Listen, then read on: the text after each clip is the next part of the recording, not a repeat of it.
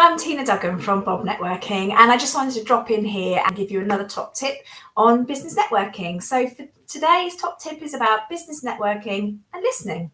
Why do I talk about those two things? Well, I'm sure you've heard it all before, but honestly, I can tell you, I can't tell you, but nailing this bit is the most important thing with networking. You need to be able to show that you can listen. Listening is a key ingredient to getting to know somebody and starting to understand somebody and what they do. However, this is still a skill that is learned. It's not necessarily natural for all. And I tend to find that people who are best networkers tend to be more introverts, people who can listen a little bit more. So it is something that some people do need to practice. When someone is listening to you, you really do notice it. As the speaker, it makes you feel that you're being valued and that you're being heard, and it allows the speaker to really embrace what they're saying. And you are actually empowering them to share more and be more authentic in the way that they're delivering it. They really start to open up. So being able to listen really empowers the other person to share, which obviously helps you because you're going to get to know them a little bit more.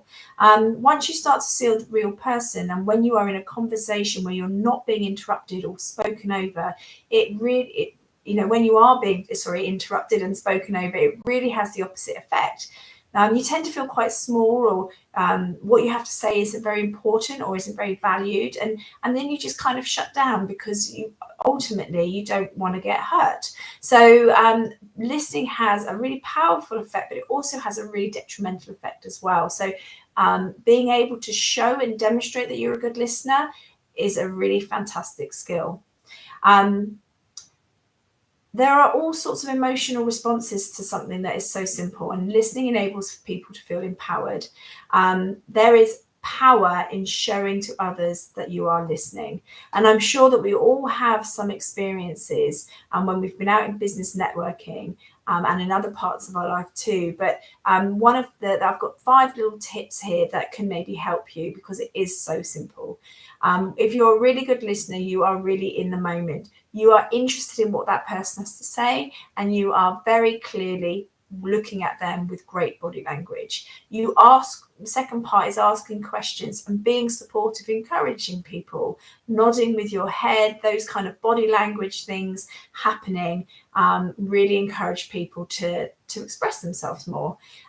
You also do talk about body language twice, but body language is really important. So showing up and showing how you're standing is critical to making sure that people know they're welcome in the conversation. So that could be inviting other people in as well, because it doesn't have to be a closed conversation. You can invite other people in. So showing that body language.